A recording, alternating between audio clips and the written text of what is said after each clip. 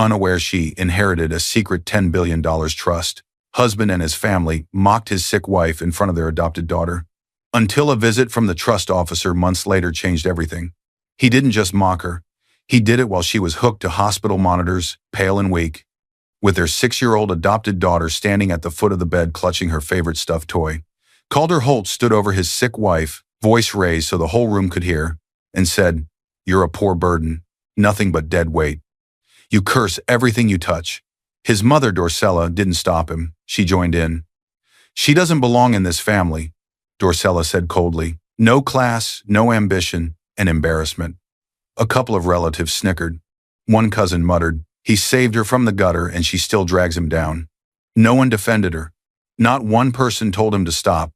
On the bed, Serafina Vale tried to steady her breathing. The dirty water he had thrown on her gown was still drying on her skin. She could feel every pair of eyes judging her, as if being sick made her less human. At the doorway, another woman, Nix Arden, leaned against the frame, watching with a small, satisfied smirk. Near the side of the bed, their little girl, Luma, cried out, "She's not a burden. She's my mama." But the Holt family acted like her voice didn't matter either. What none of them knew, not Calder, not Dorcella, not the relatives laughing at her, was that Serafina wasn't just the poor sick wife they liked to insult. For years, her name had been written in a private $10 billion trust.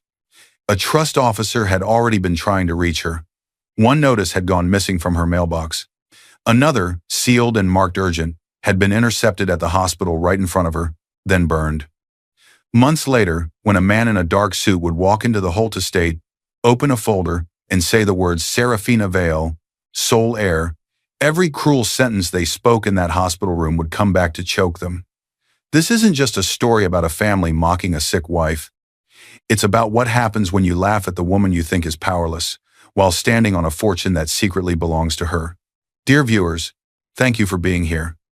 If you watch without subscribing, it's almost like standing silent in that hospital room while they mock Serafina.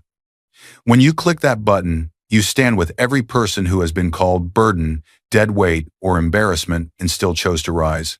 Please subscribe now and tell me in the comments where you're watching from. The sound of a slammed door shattered the morning calm. Serafina Vale, 32, soft-spoken, gentle-eyed, flinched before she even turned her head. Calder Holt, her 35-year-old husband, stormed into the foyer with the same sharpness he used whenever he felt inconvenienced. His suit was perfect, his hair was perfect, and his expression was colder than both. "Why is this place always a mess?" he snapped, even though the marble floor shone and every cushion was straight. You'd think someone who grew up poor would at least know how to take care of something. The insult landed like a slap, but Serafina did not react. She never gave him the satisfaction. Instead, she quietly adjusted the backpack of their 6-year-old adopted daughter, Luma, who stood between them with wide, alert eyes. Luma watched everything now. She had learned too early that moods change faster than weather in this house. This was their life. Calder demanding, Calder insulting, Calder irritated with her very existence. But this wasn't where the story began. To understand Serafina's silence, her patience, you had to understand the world she came from before Calder tried to erase her. Serafina Vale was raised far from luxury. Her guardian, an elderly woman named Maeve, had taken her in at age 8 after a family accident Serafina barely remembered. Maeve was not wealthy, but she was educated, meticulous, and strangely connected to people Serafina never met. Letters arrived sometimes in thick envelopes with foreign stamps. Maeve always read them in private. She gave no explanations, only lessons. How to read a contract word by word, how to recognize hidden clauses, how to stay quiet until the right moment. "Quiet is power," Maeve would say, tapping the edge of a thick binder. People underestimate silence. At 12, Serafina experienced her first real mystery. Maeve sat her at a long wooden table, lit by a single lamp. A document lay in front of the girl, heavy paper, strange seal, a name she didn't know. Vale, Trust Division Private Holdings. Maeve let her see the heading, then slid it away before Serafina could read more. "Some inherit money," Maeve said softly. "You inherit responsibility." Serafina frowned. "What responsibility?" Maeve gave her the smallest smile. "When the time comes, they will come to you. Until then, you learn. And you do not sign anything carelessly, ever. No explanation, no numbers, no list of assets. Just a locked metal case Maeve hid in the attic and a rule that never changed. Wait, watch, read everything. Those early teachings shaped her. Even after Maeve passed when Serafina was 19, she continued signing every form with slow, careful eyes. It was a habit Calder mocked whenever he could. Back in the bright Holt foyer, Calder rolled his eyes while she checked Luma's zipper again. You waste time on pointless details, he muttered. Always thinking, always reading, never actually useful. Serafina remained calm. She had learned long ago that people like Calder mistook softness for weakness. Luma tugged Serafina's sleeve. Mama, can you walk me today? Before Serafina could answer, Calder cut in. No, she's slow. I'll take you. I don't have all day to wait for her. He turned to Serafina with a smirk. Skip the bread tonight. You're already looking heavier. Luma frowned. Dad. Calder ignored her. He always ignored her when he was insulting Serafina. Yet Serafina still held her peace, because while Calder believed she had nothing, no power, no wealth, no defense, he was wrong. Deeply wrong. The seeds of that truth lived quietly inside her past. After Calder left with Luma, Serafina walked to her small desk in the corner of the sitting room. Documents waited there, school forms, insurance letters, boring mail. Calder never handled himself. A few weeks earlier, one envelope had stood out from the rest thick cream paper, no company logo, her name written in precise black ink. She'd left it on the corner of the desk while she finished Luma's school forms. By evening it was gone. Calder said he hadn't seen it. She told herself she must have misplaced it and tried not to think about it. She sat now and began reading one of the ordinary letters with the same careful attention Maeve had drilled into her. As her eyes traced the lines, memories flickered, the long wooden table. Maeve's steady voice. Do not fear what people think of you, Maeve had said. One day they will change how they speak when they learn who you really are. Who am I? Young Serafina whispered. Maeve touched her cheek. Someone whose worth is already written. Hidden, but written. The flash faded. Present-day Serafina touched the edge of the document thoughtfully. Calder's comments didn't break her. She had survived harsher teachers than him. A photograph on her desk caught her eye. Maeve, standing beside a tall man in a dark suit. His face was half-shadowed, but the bold print on the document beneath the photo stood out clearly. Vale Trust Division Private Holdings. Serafina traced the old seal with her fingertip, the same symbol she had seen on Maeve's hidden papers. She never spoke of the trust, didn't understand its size, didn't know the rules. Maeve had said it wasn't time, and Serafina had obeyed. She placed the photo back and tucked a slim, sealed folder deeper into the drawer. It wasn't cowardice, just discipline. Wait. Watch. Do not reveal what is not necessary. Footsteps approached small, quick. Luma burst back in, cheeks flushed, breath short. Dad left his phone, she said. He told me to bring it. But, Mama? Serafina knelt. What is it, sweetheart? Luma looked at her with a strange, searching sadness. Mama, why do you flinch when people talk about money? Serafina froze. She opened her mouth to answer, but a vibration came from Calder's forgotten phone. The screen lit up on the console table. Message from Nix Arden. Did you tell her yet? Serafina's breath caught. The name meant nothing to her yet. The question did. Tell her what? Her eyes moved from the phone to the drawer with Maeve's seal and back again. A dull ache started under her ribs. She thought it was stress. It was the first quiet warning from the illness that would soon send her to the hospital. Some truths don't stay hidden forever, and some betrayals begin long before anyone names them.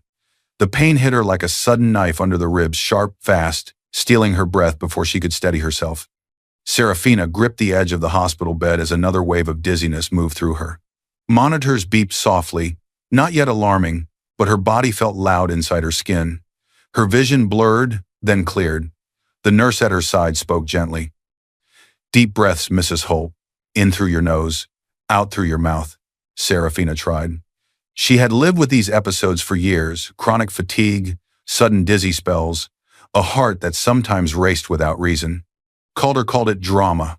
Doctors called it an irregular rhythm and stress. Now the episodes were closer together. This time, the family doctor insisted on hospital tests. Calder Holt burst into the room with his usual force, pushing the door wider than necessary. His expression held irritation instead of concern. "What now?" he barked. "The nurse texted that you felt faint again. You always overreact." His dismissal cut through her more than the pain did. Luma, who had been coloring in a tiny notebook by the window, rushed to Serafina's side and climbed onto the chair, grabbing her mother's hand. "Mama, breathe slow," she said. "Like you taught me," Calder scoffed. "She teaches you to panic. She's always been dramatic." Before Serafina could respond, another figure stepped in. Dorcella Holt. Calder's mother moved like she owned the hospital. She removed her sunglasses as if the fluorescent lights offended her. "She looks heavier," Dorcella said loudly, examining Serafina like a broken item on a shelf. "Is that from lying around all day?" Serafina's cheeks warmed. She never liked attention. Humiliation felt worse in public. The nurse, standing by the monitor, stilled at the insult. Her eyes softened with sympathy, but she said nothing. She knew the Holt name. She also knew how quickly complaints from them could cost someone a job. Calder checked his watch, an expensive piece he'd bought shortly after he started taking late business meetings, with a consultant named Nick Sarden. Serafina knew the name now. She had quietly searched Calder's phone bill one night. "Nick's called often." "I don't have time for this," Calder muttered. "Doctors love drama." "Just handle it," Serafina swallowed. "Mama's not dramatic," Luma said suddenly, chin raised. Her small voice trembled, but her eyes were fierce. "She's hurting." Dorcella gave the child a thin, mocking smile. Children should stay out of adult matters. Serafina squeezed Luma's hand before the girl could reply. She didn't want Luma punished for defending her. The nurse stepped forward. "Mrs. Holt, your last EKG showed some irregular rhythm. We need to monitor you a bit longer. Any shortness of breath? Chest tightness?" Serafina opened her mouth to answer, but Calder spoke first. "She's always feeling something. She reads too much into every small ache." The nurse hesitated. Serafina lifted her hand slightly, signaling she would speak for herself. "I just need a moment," she whispered. "It comes and goes." The nurse nodded, adjusted a setting, and then a soft notification beep sounded from the station outside.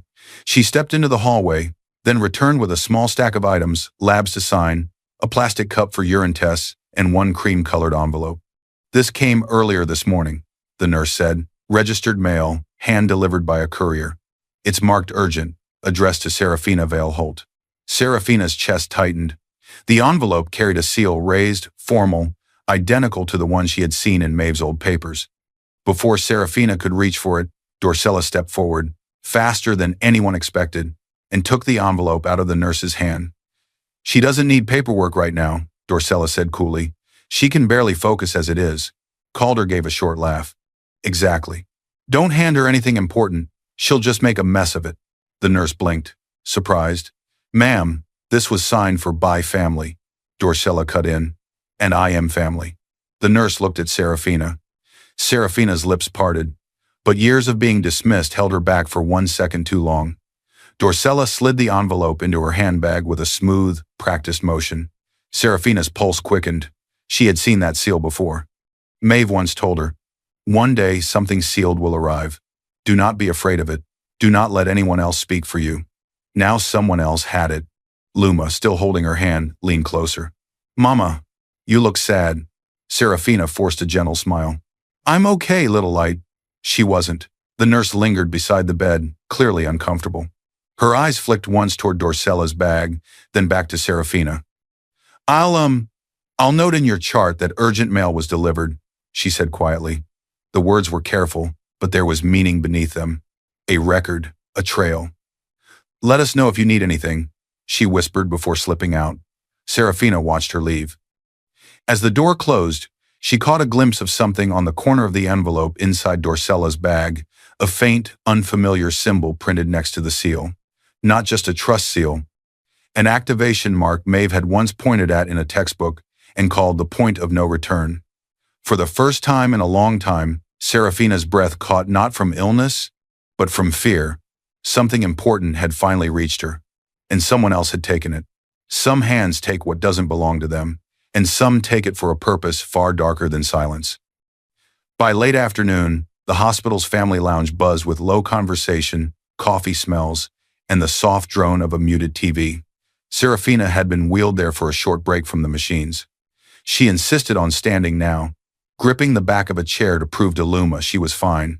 She wasn't. Her knees trembled. Her pulse fluttered in her throat. But she needed to look steady. Chaos met her the moment she stepped fully inside. Dorcella Holt stood in the center like she owned the room. She was rearranging furniture, giving orders to a young staff member. "Move that chair," Dorcella commanded, pointing to the spot beside Calder. "Calder's guest will sit here." Her tone made it clear this was not a request. Serafina froze mid-step. Calder stood near his mother, arms crossed, leaning back casually as if posing for a camera. His smirk gave Serafina her first warning that something was planned. Then she saw her. Nix Arden, the name from Calder's phone. Now a real person in a real place. Nix stepped forward with effortless grace, tall, elegant, hair styled in soft waves over a designer blouse. She wore a visitor's badge clipped neatly to her lapel, as if she belonged here, as if she had every right to be in the family's private crisis. Her smile was slow, sharp. "Hello, Serafina," Nix said, voice silky. "I'm glad you're, well, standing today. Calder said you've had quite a spell." It sounded polite. It wasn't. Calder's eyes glowed with satisfaction. "Nix came to support the family," he said, as if that made sense. "Don't make it awkward." Serafina's breath tightened. This was their hospital stay, their child's worry, their fight for her health, and he brought his mistress. Dorcella gestured to the chair she had just moved to Calder's side. "Sit here, Nix," she said warmly. "This is Calder's place. Naturally, his guest should be next to him." Nix sat gracefully straight into the chair Serafina usually took when doctors gave updates. Serafina stood frozen in the doorway, one hand on Luma's shoulder. Heat rose up the back of her neck. This wasn't subtle betrayal. This was intentional replacement, performed publicly, designed to crush her. Nix crossed her legs slowly, letting her heel tap the floor. She looked Serafina up and down with a soft, satisfied smile. "For success, darling," Nix murmured, just loud enough. "Something you clearly don't understand." A wave of whispers rippled through the room. Calder's siblings, a couple of cousins, and two family friends watched with tense interest. No one defended Serafina. Silence, here, meant permission. Calder glanced at her, lips lifting in a mocking half-smile. "Don't embarrass me, just stand there, it's better for everyone." The insult sliced through the last pieces of dignity she had left from the morning, replacement humiliation, class shaming, erasure tactics. Every cruelty Maeve once warned her about was unfolding in real time. Serafina tried to inhale slowly, grounding herself like Maeve had taught her. Calm through pain, quiet through cruelty. Her chest ached from the effort. Beside her, Luma looked up with confused eyes. "Mama," she whispered, tugging Serafina's sleeve. "Why is she in your place?" Serafina swallowed hard. How did someone explain adultery and cruelty to a 6-year-old? She couldn't. Not yet. Nix leaned back in the stolen chair, hand resting lightly on Calder's arm. Calder turned toward her, talking softly, laughing in a way Serafina didn't recognize anymore. Serafina reached for another chair to steady herself. Dorcella saw and smirked. "Careful, dear. We wouldn't want you fainting. It's already dramatic enough having you in here." "I'm fine," Serafina said quietly. "Good," Calder replied. "The last thing we need is more drama from you." Luma's small hand slid into hers, gripping tight. "It's okay, little light," Serafina whispered, forcing her voice to stay steady. "Mama's here." Nix tilted her head. "For now," she murmured, eyes glittering. Serafina heard it. Everyone did. A couple of cousins looked away. A hospital security guard standing near the door shifted uncomfortably. He had seen Serafina earlier with Luma and the nurse. His jaw tightened. He said nothing. Calder turned to Nix, ignoring his wife. "You look great today," he said lightly. "I knew that color would suit you." He had never spoken to Serafina like that, not even when they first married. Nix reached forward, a little too bold, and adjusted the edge of Serafina's scarf at her neck. Her fingers brushed Serafina's collarbone, too intimate for a stranger, too cruel for a rival. Her smile sharpened. She leaned closer, breath warm and false against Serafina's ear. "You won't be here much longer," Nix whispered. The words struck like ice. Serafina stiffened. Luma gasped softly. Nix leaned back, expression smooth, as if she hadn't said anything at all. That's when Serafina noticed something else. Dorcella's handbag, resting on the small side table, was unzipped, just enough for a cream-colored corner of paper to show. The urgent envelope, the trust seal, still there for now. Sometimes enemies don't just replace you, they prepare to remove you long before you know it's happening. The shouting started before the consultation room door even shut. Calder Holt stormed inside first, jaw tight, footsteps sharp. Dorcella followed with controlled calm, like a queen entering a throne room. Nix Arden slipped in last, closing the door with a soft click that somehow felt louder than Calder's anger. Inside, Calder's siblings, Ronan and Marin Holt, sat at a rectangular table. They stood when Calder entered, more out of habit than respect. They didn't know the details yet. But they knew the Holt family didn't gather like this for good news. Dorcella placed a large folder on the table and opened it. Inside were photographs printed in glossy color. Serafina walking out of a pharmacy alone. Serafina speaking to a male nurse in a hallway. Serafina sitting in a waiting room, hand pressed to her forehead. All harmless on their own. All cropped, zoomed, and chosen to look suspicious. She's unstable, Dorcella said, tapping a finger on the pictures. Always has been. Look at her eyes. Ronan squinted. She looks tired. Marin nodded slowly. Stressed. Exactly, Dorcella said. Stressed women make dangerous choices. We cannot have someone like that representing our name. Nick stepped closer, her expression smooth. If Dorcella was the architect, Nix was the decorator of this cruelty. I pulled some numbers, Nick said, laying another sheet on the table. Small transfers, little purchases. She keeps misplacing funds. It suggests emotional instability, poor impulse control. The report looked official. It wasn't. Oris would later prove the file was falsified and edited on Nix's personal laptop, but today, in this room, no one checked.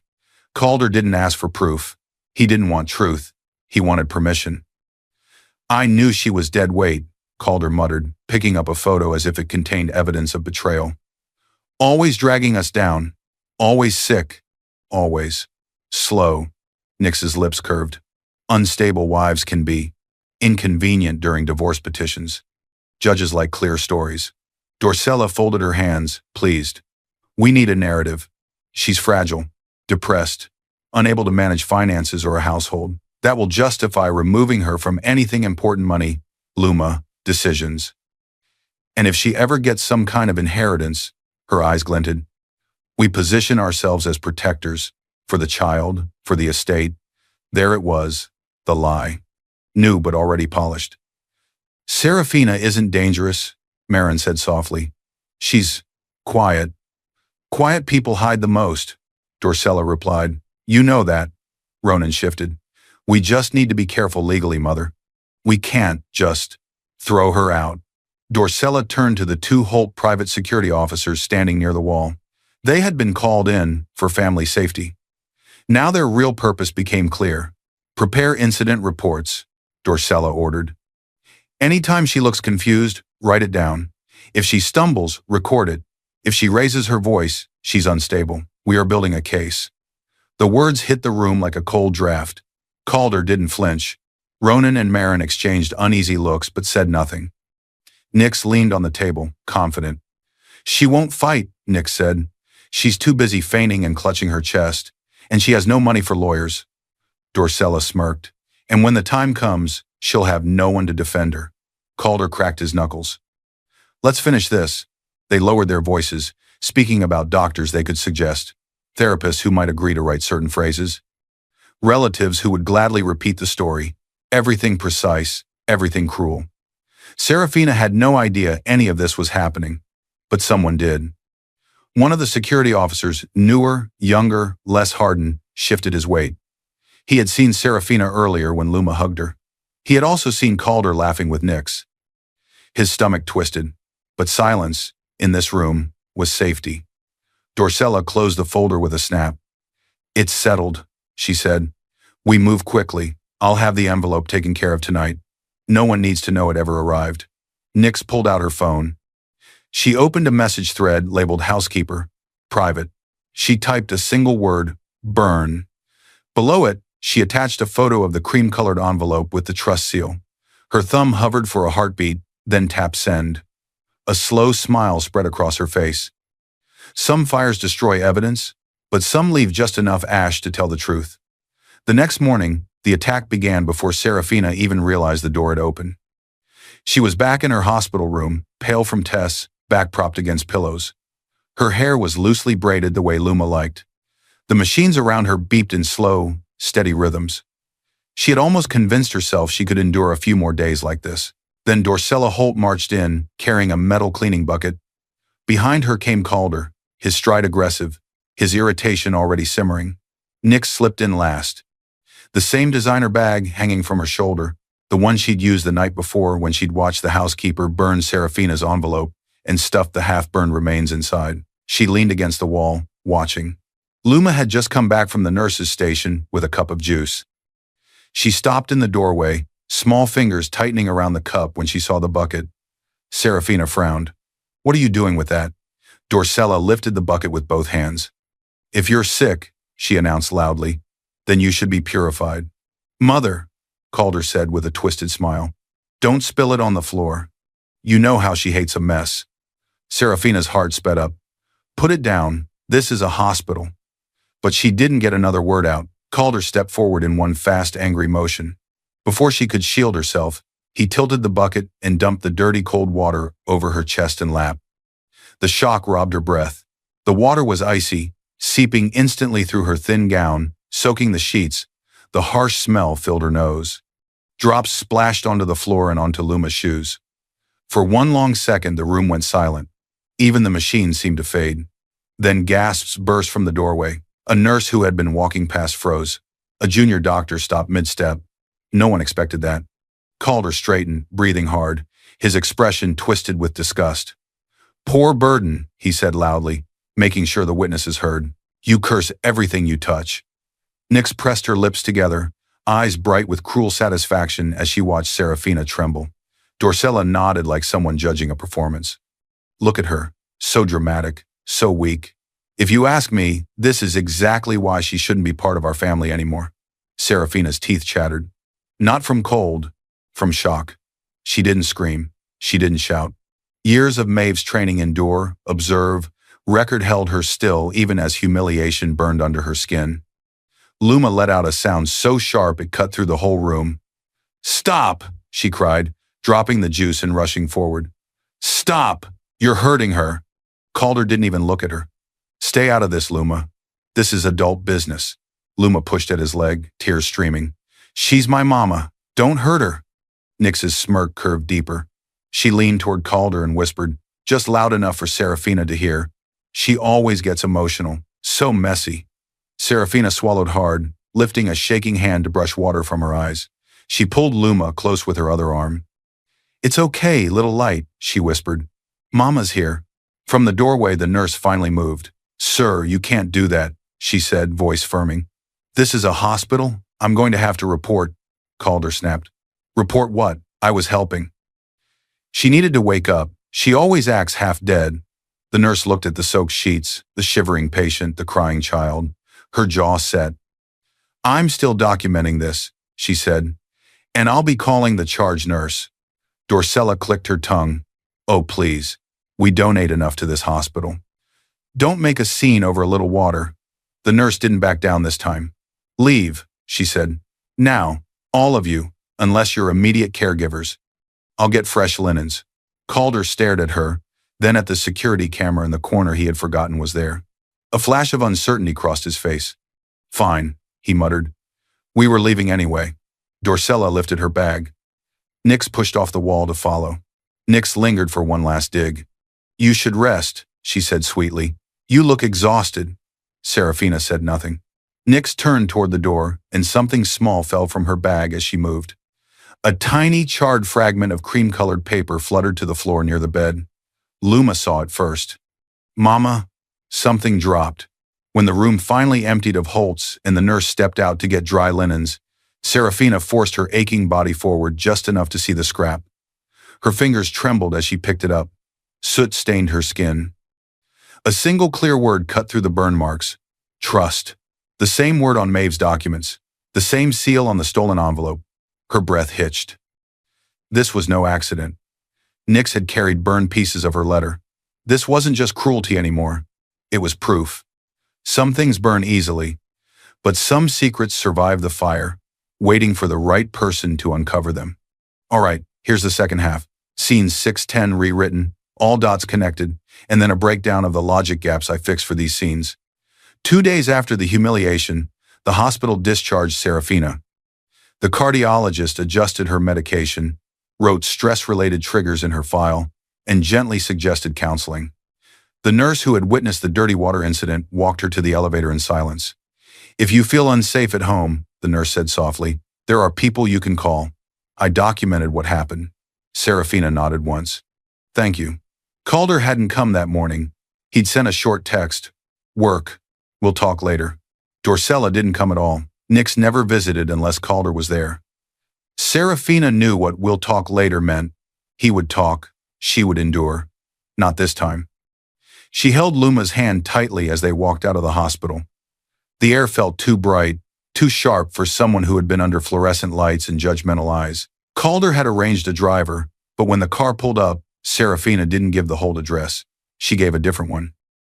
A small, modest building on the quieter side of town. A furnished short-stay apartment Maeve once pointed out years ago and called a safe place if you ever need to breathe.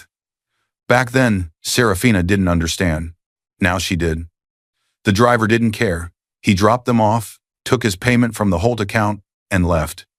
Inside the temporary apartment, the silence was heavy but kind. No Dorcella, no Calder, no Nix. Just a couch, a small table, a narrow kitchen, and space to think.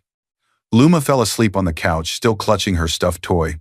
Her small body curled toward the back cushions, finally relaxed. Serafina watched her for a long time. Then she took off her necklace. The tiny rusted key that had hung around her neck since she was 8 swung from the chain. It had once opened a metal case under Maeve's bed, later under Serafina's. After she married Calder, she moved the case to a safe deposit box so no one in the Holt house could touch it. She had never opened it fully, not until now. She went to the bedroom, closed the door gently, and pulled a slim safe deposit envelope from her bag. She had stopped by the bank on the way from the hospital, hands still shaking, and signed for the box Maeve had left in her name. Now the metal case sat on the bedspread, dull and familiar. Serafina slid the key into the lock. It turned with a soft click. Inside were 3 things: a folded document with Maeve's careful handwriting, a business card with a name and phone number, and a small yellowed instruction card. She picked up the card first. "If they ever strip you of dignity, call." Her throat tightened. They had. In front of nurses, in front of her child. She picked up the business card. Malin Cross, attorney at law, small print at the bottom. Trust and estate protection. Confidential counsel. Serafina's fingers hovered over her phone screen for a heartbeat. Then she dialed. The line rang once, twice. Then a calm female voice answered. "This is Malin Cross." Serafina swallowed. "Malin, my name is Serafina Vale." "Maeve." "Yes," Malin interrupted gently. "I've been expecting your call. Maeve told me you might need help one day." Serafina froze. "She did?" "Maeve planned ahead," Malin said. "Where are you? Are you safe?" Serafina glanced toward the living room where Luma slept. "I'm in a temporary apartment, away from my husband, away from his family." "Good," Malin replied. "Text me your address. I'm coming over." "And Serafina?" "Yes." "Don't apologize for calling. This is exactly why Maeve hired me." Malin Cross arrived within hours. She was in her early 40s, sharp-featured, hair tied back simply, dressed in a dark suit that looked like it had seen more courtrooms than parties. She stepped into the apartment, took everything in with one quick sweep, and sat at the table. "I'm your legal counsel now," she said without small talk. "Nothing you say leaves this room without your permission. Start from the beginning, slowly." So Serafina did. She told her about Calder's constant insults, Dorcella's cruelty, Nix's presence at the hospital, the stolen envelope, the dirty water, the burned fragment with the word trust, Maeve's teachings, the symbol on the seal. She did not cry. She simply told the truth. Malin listened without interrupting, only asking a few precise questions. "When did you first see the sealed envelope? Who else saw it? What did the nurse do?" When Serafina finished, Malin leaned back. They've crossed several lines, she said. Not just moral ones, legal ones. She pulled out her phone and sent a short message. A quiet knock came at the door 40 minutes later. A man in his late 30s walked in square glasses, calm eyes, a worn leather notebook in hand. "This is Oris Pike," Malin said, former compliance auditor. "Now, he helps clients like you when someone has been creative with money and documents." Oris nodded politely. "I work quietly, but thoroughly." He sat, opened his notebook, and clicked his pen. "Did anyone intercept your mail recently?" he asked. Serafina stiffened. "Yes, at the hospital. Dorcella took a cream-colored envelope addressed to me. It had the same seal as Maeve's trust papers." "Describe the seal," Oris said. She did. Every line, every symbol, even the small activation mark in the corner. Oris's expression sharpened. "That's not a random logo. That's a registered trust insignia." "What does that mean?" Serafina asked. "It means," Oris replied slowly, "that someone interrupted an official trust communication. And if they burned it, as you suspect, that's destruction of legal correspondence, especially if the trust is large." "Large?" Serafina repeated. Malin's eyes were steady on her. "Maeve never told you the figures?" "No," Serafina whispered. "She just said I inherited responsibility." Malin opened her own folder and slid a single sheet across the table. "We suspected this might be connected to you for years," she said. "Maeve hired me to monitor the Vale Trust quietly and to act if anyone interfered with you. We sent a formal notice to your home address first. When it never reached you, the trust arranged a registered courier to the hospital." Serafina looked down. "Vale Dynasty Trust. Beneficiary file. Serafina Vale?" Her heart pounded. "She named me?" Serafina asked. "She built the entire structure around you," Malin corrected softly. "And your safety." Oris tapped the table lightly. "If Holtz intercepted that envelope, they didn't just insult you, they interfered with this." He pointed to the trust document. Malin nodded. "Which changes this from private family cruelty to something much larger. Fraud, obstruction," Oris added, "and possibly inheritance interference." Serafina stared at the sheet, at her name printed in bold. Calder had always told her she was nothing. The paper in front of her said otherwise. Oris closed his notebook. "We'll need a copy of that burned fragment. Hospital records, security footage, bank statements, phone logs. We'll move step by step." Malin's voice softened. "You don't have to fight alone anymore, Serafina. Maeve saw what you might face. She put people in place for this exact moment." Serafina exhaled slowly. Her silence wasn't empty anymore. It was loaded. With evidence. With names. With Maeve's plan finally waking up. Some crimes hide in ashes and bank lines, but ashes still carry fingerprints and numbers. Over the next several weeks, the apartment no longer felt like a refuge. It felt like a war room. The dining table was covered in files, printouts, and a small portable forensic lamp Oris had brought. Luma spent most of her time in the bedroom, drawing or watching cartoons with headphones on, checked on every hour by Malin between phone calls. Oris Pike stood over the table now, sleeves rolled up, hands steady. "This," he said, tapping a burned fragment under the lamp, "is where we start." The charred corner of paper glowed faintly under the light. The word trust still cut through the blackened edges. Serafina sat with her hands folded, eyes never leaving the fragment. The investigation did not explode. It advanced like a blade, silent, precise, and meant for cutting lies. A forensic document specialist Oris worked with joined them one afternoon, a quiet man with gloves and a small kit. "The fibers match high-security trust stationery," he said after examining the fragment. "Watermark confirms it belongs to a registered financial entity. This wasn't a personal letter, it was institutional." "And the seal?" Oris asked. "The imprint is partial but distinct. Combined with Miss Vale's description and the trust registry, it's enough to confirm origin." "The Vale Trust Division," Malin said. Serafina inhaled, not in fear this time, but with a sharp recognition. Maeve's warnings, the seal, the activation mark. Oris photographed everything and logged it. "This proves something was burned," he said, "and that it was never junk mail." Next came the numbers. With Malin's legal requests and a quiet nudge from the trust's own legal department, Oris obtained bank records. Not all at once, but piece by piece. He spread them out like a puzzle. These, he said, highlighting a line of transactions on his laptop, are your joint accounts. Serafina leaned closer. Calder had always accused her of spending too much whenever he wanted to shame her. Oris's cursor moved down a column. Except the bigger withdrawals and transfers, he pointed out. They don't go to you, they go here. He opened another file, a personal account in Nick Arden's name. Small transfers at first, a few hundred, then a few thousand. Then, after Serafina's illness worsened, five-figure sums. Calder told everyone he had to cover your medical bills, Malin said. In reality, he was bleeding the account into his mistress's pocket. A slow, cold understanding settled in Serafina's chest. They starved me, she said quietly, then told everyone I was irresponsible. Oris nodded.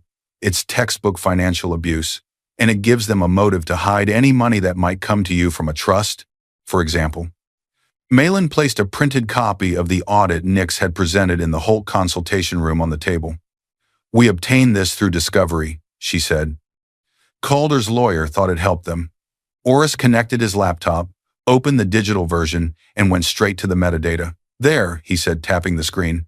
Created on Nix's personal laptop. Not a company server, not a professional email domain. And see these edits? He scrolled through a log of changes. She built it from a template she downloaded somewhere, then altered numbers to make it look like you were draining funds. She even mislabeled one of Calder's transfers to herself as yours. Sloppy. Serafina gave a short, humorless exhale. Almost a laugh. She always said I had no business sense, she murmured. Projection, Malin replied. People like that assume others are as dishonest as they are. Malin's phone buzzed. She answered, listened, then ended the call. That was the hospital's legal department, she said. They've complied with our records request. We have incident notes, nursing statements, and security footage. She opened a folder and slid some pages toward Serafina, several short statements from nurses and a junior doctor. Patient's husband dumped dirty water on her. Mother-in-law belittled patient's condition. Child present and distressed. Attempted to intercept registered mail. Serafina's eyes moved over each line. They saw, she whispered. Yes, Malin said. And now it's not just a memory, it's documented. Oris opened a video file. Grainy footage appeared. A hallway shot of Dorcella taking an envelope from a nurse and placing it in her handbag. He slowed it down, frame by frame. There, he said. Envelope, seal, timestamp. We now know exactly when your trust letter was intercepted. Serafina didn't look away. Not once. When the table was finally covered with proof-burned fragment, financial records, forged audit, statements, video, Oris leaned back. They thought burning one letter would erase its existence, he said. Malin added. In reality, destroying it creates a new problem for them. Intent. Serafina sat quietly for a moment. Then she said, I don't want this hidden. Malin looked up. What do you mean? I don't want this to be just paperwork in a file somewhere, Serafina replied. They humiliated me publicly. They called me weak. I want the truth to be just as visible as their cruelty was. Malin's gaze was steady. If we take this to court, there will be media interest. Calder is known in business circles. Nix has clients. Dorcella runs in certain social groups. They will fight back. Hard. They didn't ask my permission when they used me as a story, Serafina said. So I won't ask theirs to correct it. Oris's lips curved faintly. Respect. Malin nodded once. Then we move.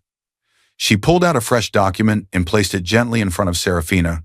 Petition for dissolution of marriage. Serafina Vale Holt versus Calder Holt. This is step 1, Malin said. Divorce, custody petition, financial accounting, protective orders, and formal notice to the trust that their beneficiary is under direct attack. Serafina's hand trembled, but not from fear.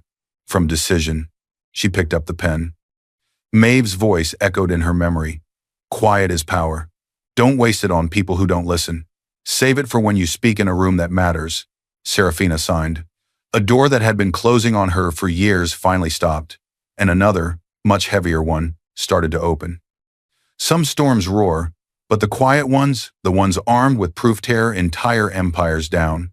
A few months after the divorce petition was filed, the Holt estate decided to celebrate. Not publicly, of course. Dorcella would never risk a press photographer catching them dancing on scandal. But privately? Among people who benefited from Holt contracts and didn't ask questions? Yes. Glasses clinked. Laughter floated across polished marble floors. Someone turned music on low. It looked like a casual gathering, but the smugness in the air was thick. Dorcella stood at the center of the living room, pearls resting heavily at her throat. Calder sat beside her, one hand on Nix Arden's knee. Nix wore a silk robe, pale blue, the same robe Luma had once chosen for Serafina on Mother's Day. The one Dorcella had mocked as too plain for a Holt wife. Now it was on Nix like a stolen crown. To better days, Dorcella said, raising her glass. To removing chaos from this family, Calder smirked. And to finally having a woman beside me who understands ambition. Nix leaned forward and pressed a quick kiss to his cheek, her eyes gleaming. She never fit, Dorcella added loudly. She doesn't belong in our world. She never did. A few relatives chuckled, some out of habit, some out of fear of disagreeing. Near the doorway, a security guard stood with his hands clasped in front of him. He'd read the newest internal memo. If trust representatives or court officers arrive, notify immediately. Do not obstruct. He swallowed and kept his eyes on the main entrance. Then ding. The doorbell echoed through the room. Calder frowned. We're not expecting anyone else. Maybe the caterer, Dorcella said. Go check. The guard reached the door first and opened it. A tall man in a dark suit stood there, composed and formal. He carried a leather case in one hand and an ID badge clipped to his lapel. Good evening, the man said. My name is Alaric Venn. I'm the appointed trust officer for the Vale Dynasty Trust. I have formal notices to deliver to Mr. Calder Holt and Mrs. Dorcella Holt regarding ongoing investigations and property protections. The guard stiffened slightly. Ma'am, sir, you'll want to hear this. Calder stepped forward, irritation already rising. Who? Alaric repeated calmly. Alaric Venn, trust officer. Nix's hand tightened around her glass. Dorcella's smile froze. Guests turned, sensing a shift. Calder forced a laugh. You've got the wrong address. We don't need whatever you're selling. I'm not selling anything, Alaric replied. I am here because one of my beneficiaries has been deprived of critical trust communication while living in this house and under your authority. He opened his leather case and removed a folder, embossed with a seal. The same seal that had been on Maeve's documents. The same seal on the burned letter. The Vale Trust recognizes Serafina Vale as the named beneficiary, Alaric said clearly. We have activated breach protocols due to interference. The room fell silent. What did you just say? Dorcella whispered. Alaric looked directly at her. Serafina Vale, sole heir of the Vale Dynasty Trust. Current estimated valuation, approximately $10 billion in holdings and assets. Gasps rippled through the room. Nix stood up so fast her chair scraped the floor. No, you're joking. Calder's face drained of color. That's impossible. She's nobody. Alaric's expression remained neutral. She is not nobody to us. And legally, she is not nobody to you either. He pulled out another document. We have obtained security footage of an intercepted trust letter inside the hospital where Mrs. Vale was treated. We have witness statements. We have forensic confirmation that the letter was burned after leaving our custody. His gaze shifted from Calder to Dorcella. And we have detailed financial records showing repeated transfers from the marital account to Miss Nix Arden's personal accounts during the same period. Nix's hands shook. Calder lunged toward the documents. Let me see that. Alaric pulled them back. You will see all of this through your counsel. Tonight, my duty is to formally notify you of 3 things. He held up one finger. First, Serafina Vale is our sole heir. Any attempt to pressure her into signing documents related to her inheritance, marital property, or child custody will be treated as coercion and challenged with our full legal resources. Second finger. Second, we have supported her attorney in filing for divorce, custody, and protective orders. As of this afternoon, an emergency order prevents the sale, transfer, or hiding of any major Holt asset that could impact her or her child. That includes this home. Calder's voice cracked. This is my house. Alaric's eyes didn't move. Legally, this house is marital property tied to your name and hers, he said. The court has temporarily frozen your ability to make unilateral decisions about it. You may live here for now, but you may not evict, threaten, or financially sabotage the protected party. A small chime sounded from the hallway. Everyone turned. The security guard glanced at the screen of the estate's home control panel mounted on the wall. Sir, the guard said carefully, we just got a remote update from the alarm company. They've implemented the court's temporary restrictions. You no longer have authority to change security codes, guest lists, or access permissions without court approval. It's locked until the hearing. Calder stared at him. What? Nix whispered. You said she had nothing. Dorcella's hand shook, glass rattling against the crystal stem. You can't do this to us. She was never one of us. She doesn't deserve this kind of protection. Alaric closed his folder calmly. She didn't ask for protection, he said. Maeve did. Years ago.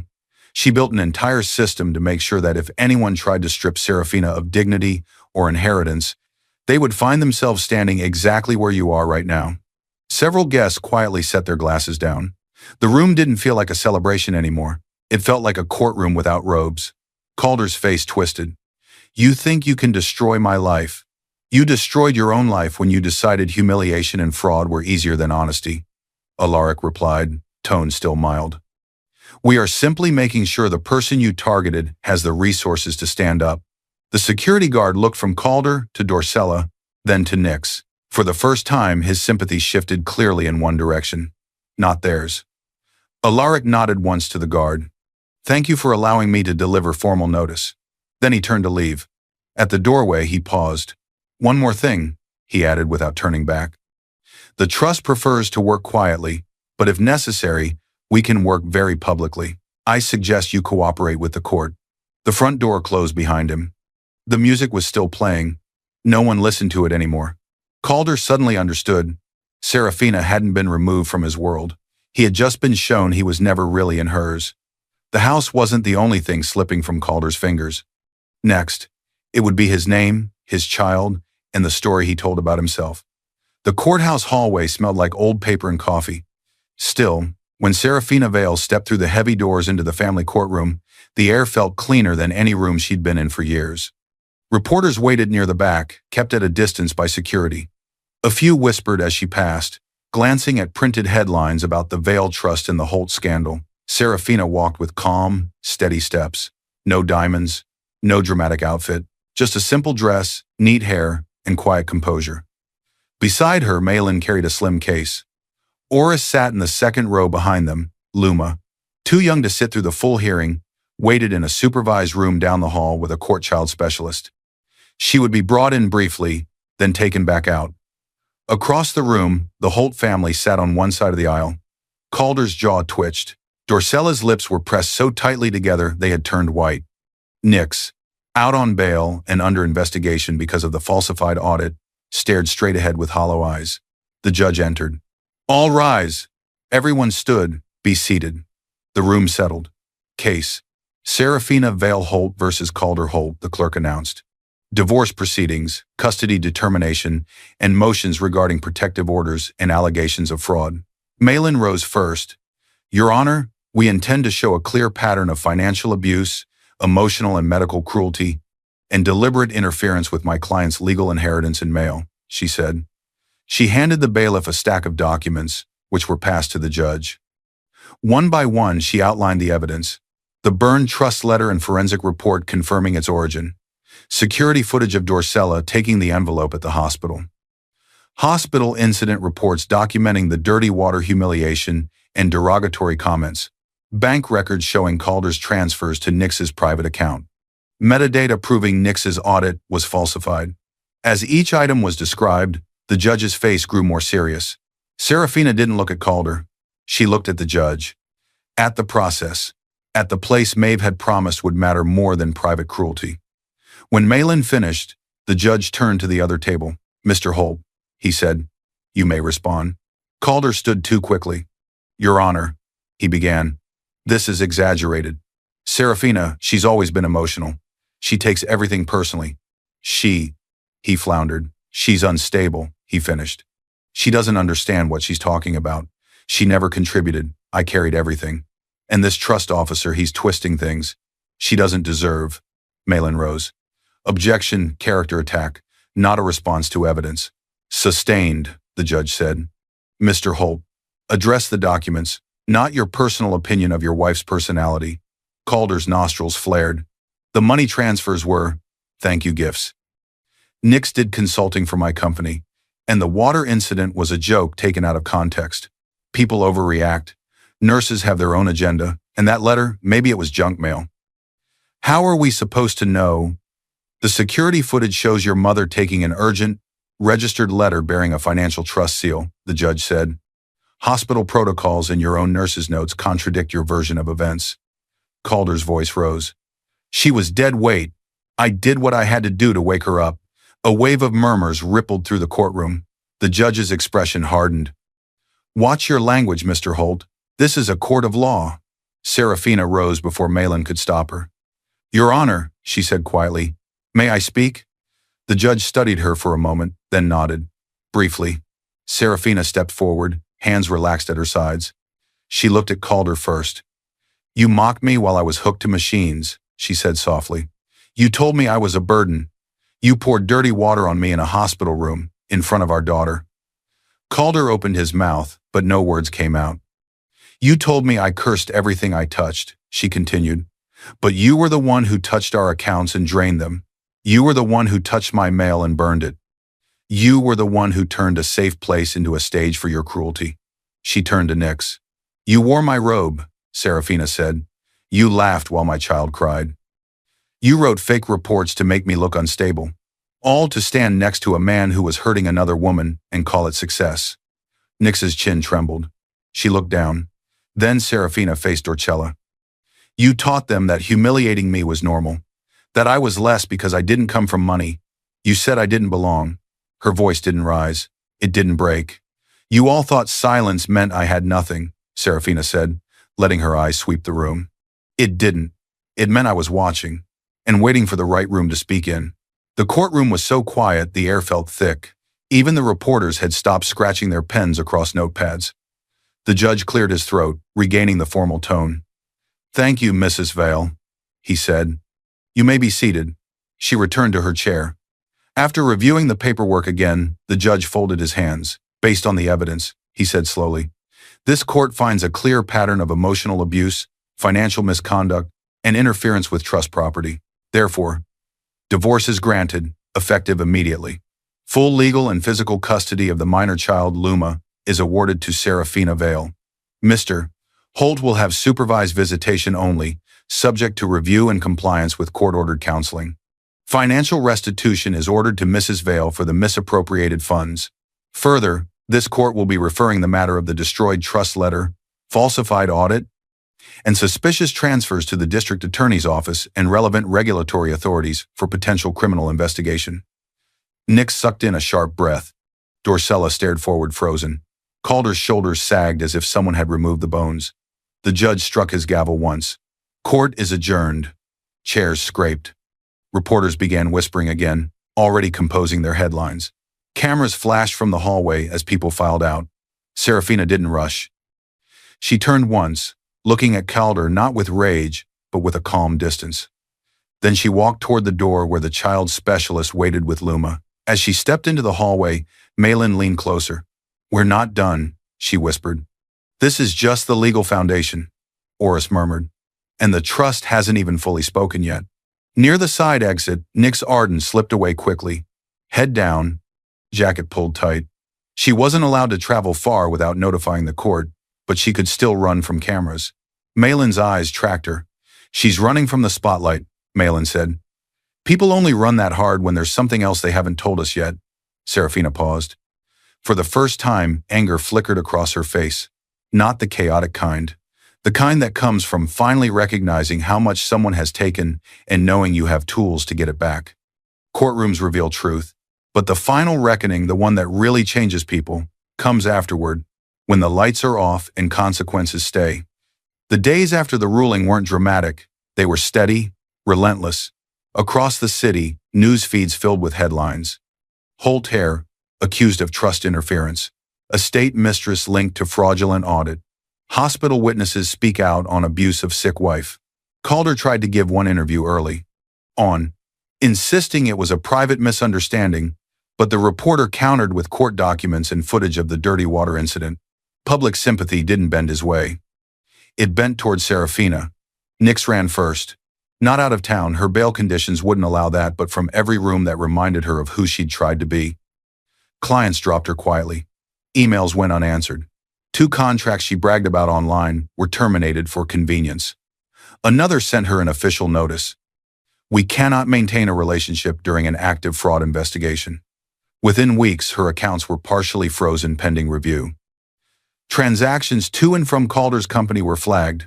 The robe she'd once worn proudly now sat in a crumpled heap on the back of a chair in her small rented place. She stared at it one night and realized it had never made her powerful. It had only made her obvious. Her name appeared again in a short article, this time with the words "potential co-conspirator" attached. No one called to ask how she was. Even Calder stopped answering her messages. There was no dramatic arrest scene for her, at least not yet. Just a slow, steady narrowing of her world. Calder fought the longest. He tried to charm shareholders, reassure partners, and frame the court findings as misunderstandings exaggerated by an emotional spouse. But investors read newspapers too. When the trust's legal team quietly notified one of the Holt companies that they were reviewing past transactions connected to Calder, 2 board members resigned within a month. A bank, already uneasy with his spending and the negative publicity, decided not to renew a key line of credit. The numbers began to tilt in the wrong direction. He tried to sell some properties to cover gaps, but the emergency court order tied his hands on anything that might impact Serafina or Luma. Every attempt to shift assets triggered another conversation with a lawyer. In less than a year, 2 of his smaller businesses folded. One had been funding his lifestyle more than he admitted. He had once called Serafina poor, like it was a permanent stain. Now he sat in a quiet apartment with bare walls, sorting through legal bills he could barely pay. No cameras came to that room. No one applauded. Dorcella tried to salvage status through control. She attended luncheons, forced smiles, and said things like, "The court misunderstood, and my son married the wrong kind of woman." But the other women at the table had also seen the footage. They'd read about the envelope. They had daughters and granddaughters of their own. Invitations slowed, then stopped. Some women she once looked down on crossed the street rather than greet her in public. Within the family, blame moved like a restless shadow. Calder blamed her for intercepting the letter. Nix blamed her for dragging her into the trust mess. Cousins avoided Holt gatherings. The woman who had once orchestrated every cruel scene now found herself alone in a house that felt too large, too empty, and thanks to court restrictions no longer truly hers to command. Pride kept her from apologizing. Loneliness didn't. But by then, no one was listening. Far from the Holt estate, in a calm office lined with windows and quiet plants, Serafina sat at a polished oak table. Trust officer Alaric Venn sat across from her with a final stack of documents. Malin stood nearby, arms folded loosely, a small, rare smile on her face. Oris had joined by video call from his office, mostly to hear the conclusion to the story he'd helped unwind. "Miss Vale," Alaric said, "these papers finalize your full control of the Vale Dynasty Trust. All protective clauses are active. You have the power to direct investments, create charitable branches, and designate future beneficiaries." He paused. "This trust was designed not just to make you wealthy," he added, "but to keep you safe from exactly what you just lived through." Serafina glanced at the documents. Numbers still felt heavy on the page, but they didn't scare her. Maeve's training made sure of that. On the edge of the table sat a small drawing Luma had made while waiting 2 stick figures holding hands under a bright yellow sun. Above them, in wobbly letters, Luma had written, "Me and Mama, safe." Serafina's chest tightened. Not with pain this time, with gratitude. She lifted the pen, signed Serafina Vale on the main line. Then, on the copy where her name still included Holt for current legal records, she drew a neat line through it. Alaric nodded once. "It's done." Malin exhaled. "Welcome to a life you control." A second later, the door burst open. "Mama!" Luma ran inside, the child specialist trailing behind with an amused smile. Serafina opened her arms and lifted her, spinning just once, careful of her heart but free in her motion. "Did you win?" Luma asked, eyes wide. Serafina smiled. "We didn't just win, little light. We walked away." Luma giggled and hugged her neck. Are we safe now? Serafina looked into her daughter's eyes. We are safer than we have ever been, she said. And if anyone tries to hurt us again, we won't be silent. Luma nodded seriously, then leaned her head against Serafina's shoulder. Alaric stepped back to give them space. Malin turned toward the window, watching the city moving below. What will you do first? She asked. Serafina thought for a moment. Rest, she said. Then I want to make sure other women like me quiet, called burden, called weak, know they're not alone. Maybe a foundation, legal help, medical support, something that turns all of this into more than just my story. Oris's voice crackled through the speaker. That would be a very efficient use of $10 billion. They all laughed softly. Serafina walked to the window with Luma on her hip. The sun was low but bright, painting the glass in warm light. They tried to erase me, she murmured, more to herself than to anyone else. They forgot I owned the ending, Luma pointed out at the view. It looks like a new story, Mama. Serafina kissed her temple. It is, she said. Behind them, the folder with the trust documents lay closed. The chapter of humiliation was over. I hope you enjoyed watching it as much as I enjoyed creating it. Like, share, and comment on the lessons you've learned. Let me know where you're watching from in the comments below. See you in my next video.